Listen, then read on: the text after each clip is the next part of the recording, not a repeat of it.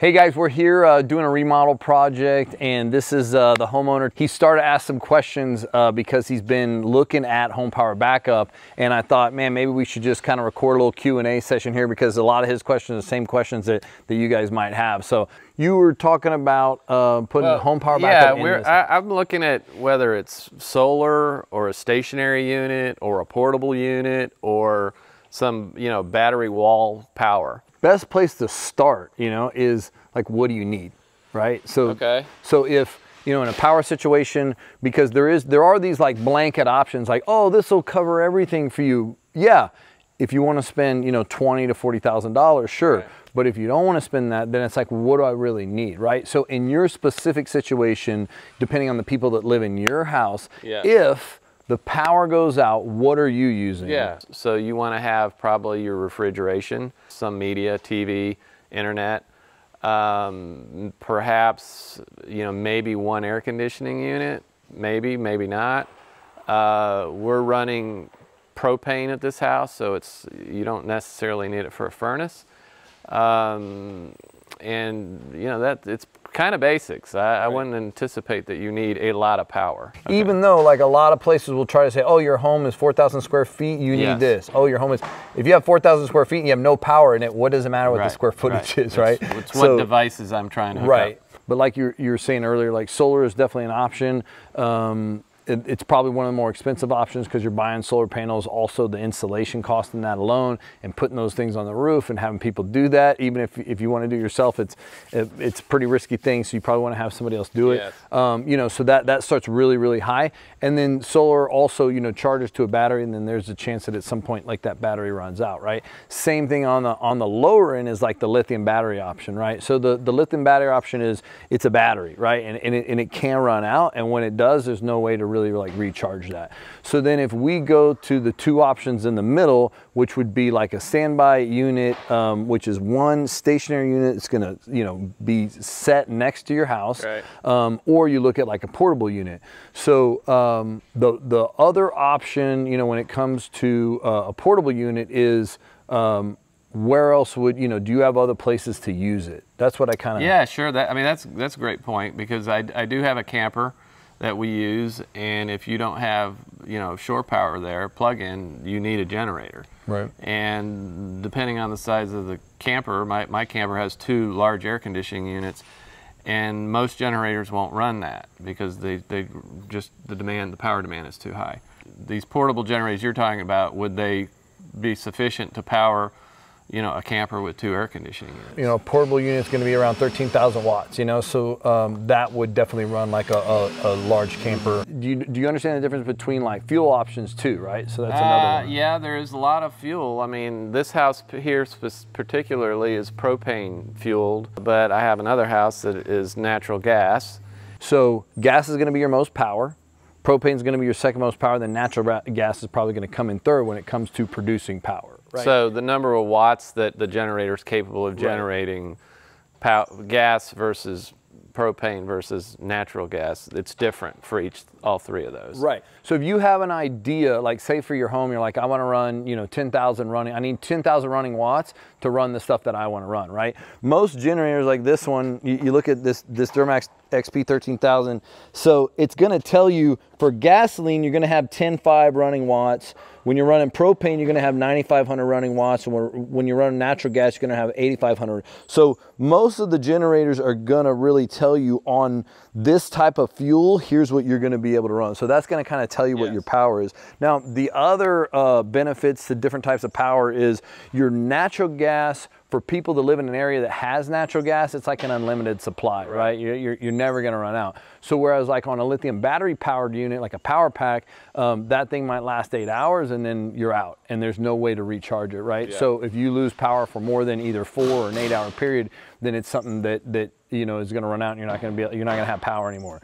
Whereas if you look at like say a natural gas option, that's unlimited. It's coming to you, as long as your generator's on, and it's running, then you're going to have as much as you want. So that's one. Now you don't have natural gas here. You said you have propane. So that's another thing. So propane is you can get it in different size tanks, right? There's small tanks, there's big tanks. So you might have, you can easily have a propane tank that's enough to keep that generator running. Yeah, I have 500 gallon propane in the ground tank. So we could put an outlet or a spigot, if you will, to hook it up to the generator. Right. So then your generator can run weeks on a 500, right? So so that would be a good option there. And then last but not least, if for some reason like you ran out of propane and you want, you know, you just need to run it on good old-fashioned gasoline. Right. Right.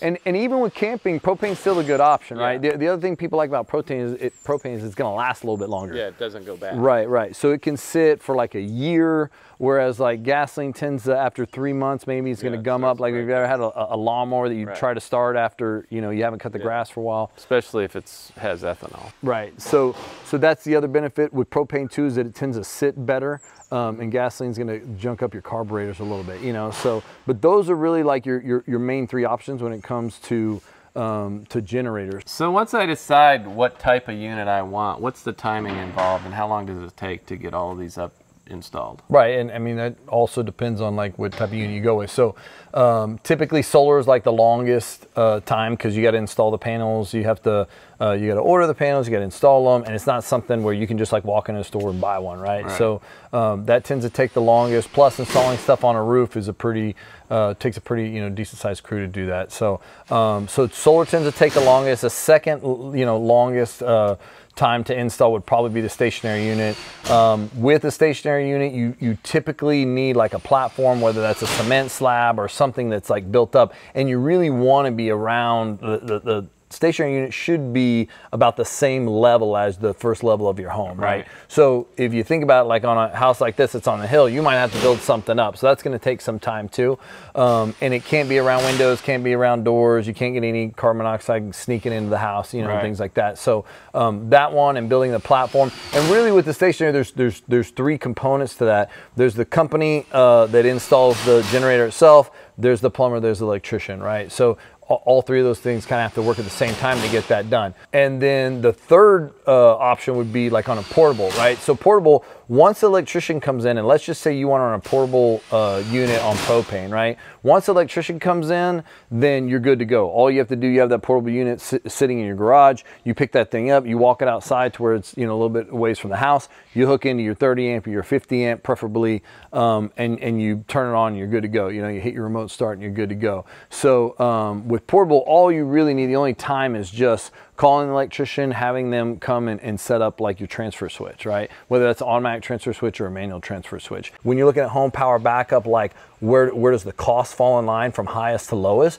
Solar is usually going to be your number 1. Your number 2 is going to be your standby, just because they do want to sell you a overpowered unit, because they want to say, oh yeah, you can turn on everything at the same time, even though you don't really, you know, want to or need to. But that's kind of their big selling point, and that's why they say you need this big of a generator, so they can charge you $20,000 for it, right? So between the generator and what it's going to cost to do everything that you need to get that standby generator up and running, plumber, electrician, things like that. That's the stationary. The stationary, right. So then you're going to be right around, you know, in between $15,000 to $20,000 is typically where you're at.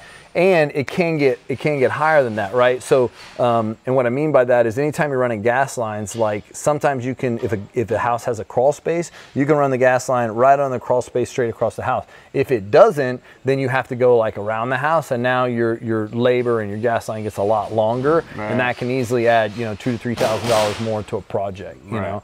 But so solar is going to be the most expensive, stationary is going to be second, and then for portable, your only cost with portable is really just the electrician, the plumber if you want it to run on natural gas, and then the unit itself. So you can walk in, you know, typically with a portable unit, you can walk into a store and buy it. You just buy that, you bring it home. You don't have to build a platform. You don't have to have somebody install it for you. You don't have to do any of that. So it's probably cost effective wise, knowing that it's going to do the exact same thing when your power goes out. It's going to run, if you want to run those 5 things, it's going to run the same 5 things as, you know, spending $20,000 would, you know, except you're going to get a fraction of the cost. So then it ends up just being cost of the unit compared to like the stationary unit. So it sounds like the portable with the multi-fuel source is the way that I would probably want to go, because this particular house is propane, has a 500-gallon tank, where I could tap into that, put a transfer switch in and have it, and then I could also take the generator to why we camp, which is generally probably not going to have propane in large quantities available, and I would have to run gasoline, which is readily available, you know, via gas can. And so I feel like that would be the best solution. Right. And it's more economical. Right. So it's better economics, and it's better flexibility. Right, and hopefully, like the same way that these questions, you know, kind of helped you, you know, go down the path and figure out what's options best for you, then I hope for everybody watching this video that the questions help you as well, you know, because there's a lot of confusion out there around what's best option for home power backup. Again, Tim has you know, specific needs in specific situation. Yours may be different. There may be different reasons why you want some of those other options, but hopefully these questions that we went through today will help you choose the best one for you.